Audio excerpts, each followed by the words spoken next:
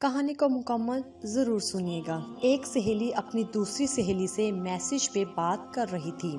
अर्शी, दुआ करना यार, आज फिर मेरे रिश्ते के लिए कुछ लोग आ रहे हैं मुझे देखने। सहर, मेरी दुआ तेरे साथ है हमेशा और इंशाल्लाह इस दफा तुमको अल्लाह मायूस नहीं करेगा। सहर आमीन कहकर सहेली को अल्लाह हाफिज कहती है और साथ में कुछ बातें करती है। अर्शी, तुम जानती हो ना, ये मेरा 5वां रिश्ता है और इससे पहले आने वाले हर रिश्ते ने मुझे रिजेक्ट किया है कि लड़की खुश शक्ल नहीं है।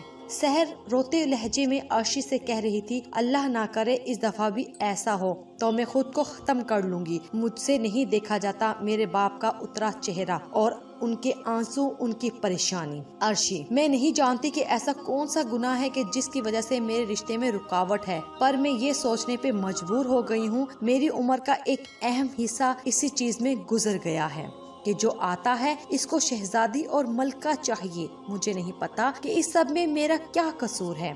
मैसेज चैट खत्म हुई। दोनों की अगले ही लम्हे सहर को वालदा ने चाय लाने का कहा क्योंकि मेहमान आ चुके थे। किस्सा मुख्तसर, लड़के के घर वालों ने बस एक नजर सहर को देखा और बिना कुछ पूछे सुने ये कहा कि हमारा बेटा देख के डिसाइड करेगा इसको पसंद है या नहीं, इसके बाद अगली बात हम करेंगे। चलें जी। अब प्रिंस साहब जो के बालकनी में कुर्सी पे बैठे फोन यूज कर रहे थे, एक टांग टेबल पे रखी हुई अपने ही मूड में मस्त। वालदा के आवाज देने पर मतवज्जा हुए साहब और लड़की को देखते ही बिना सोचे समझे बोल उठे, मॉम इसको देखने आए थे हम यहाँ। ये कहकर जनाब वहाँ से उठकर सहन में आ रुके। पीछे पीछे उसकी वालदा उसको आवाजें देती हुई कि बेटा सुनो तो, रुको जरा, बताओ तो आखिर हुआ क्या है। बेटा साहब बोले, मॉम उसकी शक्ल देखी है आपने? माँ बोली, क्या हुआ है उसकी शक्ल को, सही तो है? मुझे नहीं करनी मॉम उससे शादी। ये सब बातें सहन की खिड़की के उस पार बैठा लड़की का बाप सुन रहा था और एक बार फिर उसके चेहरे से साफ साफ पढ़ा जा सकता था कि वो टूट चुका था। कांपते हाथ में पकड़ी चाय की प्याली टेबल पर रखी और गैरत का मुजाहिरा करते हुए बोल उठा के जनाब, इज्जत इज्जत होती है।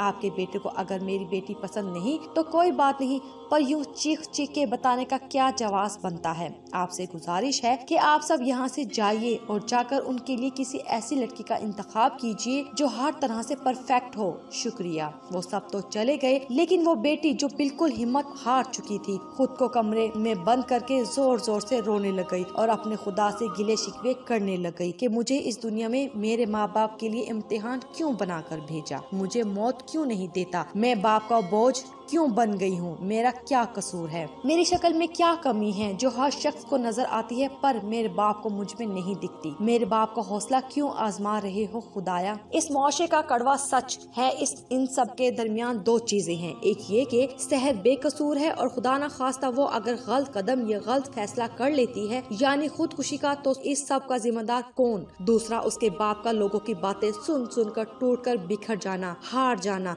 और परेशान होकर चारपाई पे हो जाना। आखिर कब तक यही सब होता रहेगा? ऐसा क्यों है कि लोग अकल की जगह शक्ल को तरजीह देते हैं? ऐसा क्यों है कि किसी को ये जानने का शौक नहीं कि लड़की नमाजी है या नहीं, दीन जानती है या नहीं, घर वालों को समझ पाएगी या नहीं? सबको बस शक्लो सूरत और खूबसूरती से क्यों लगाव है? ये लोग क्यों भूल जाते हैं कि खुदा की लाठी की आवाज नहीं होती, वो जब चाहता है आजमा लेता है। जो लोग किसी की बहन बेटी को रिजेक्ट करते हैं किसी कसूर के बिना, वो ये याद रखे कि किसी की आह लगने में देर नहीं लगती। जब एक बाप सारा कुछ सुन रहा हो और फिर भी चुप हो तो इसका मतलब यही है कि वो हार चुका है, वो थक चुका है। उसके पास कहने को बहुत कुछ है मगर वो गैरत के मारे अपने अंदर ही सारा समंदर लिए एक दिन दुनिया छोड़ जाता है और पीछे रह जाने वाली इस सहर जैसी बेआसरा लड़कियां बहुत से चैलेंजेस का सामना करती हैं। बाज तो खुद मुख्तारी को खुश असलूबी से पार कर लेती हैं और बाज बीच रास्ते ही लड़खड़ा जाती हैं। कहना ये चाहूंगी, किसी को अपनाने का हौसला नहीं है आप में तो किसी को रिजेक्ट इस अंदाज से ना करें कि वो कोई गलत फैसला ले ले, क्योंकि कल को आपके घर भी बेटी पैदा होगी और आप भी खुदा न खास्ता सहर जैसी किसी लड़की के बाप, भाई या सरपरस्त बनोगे।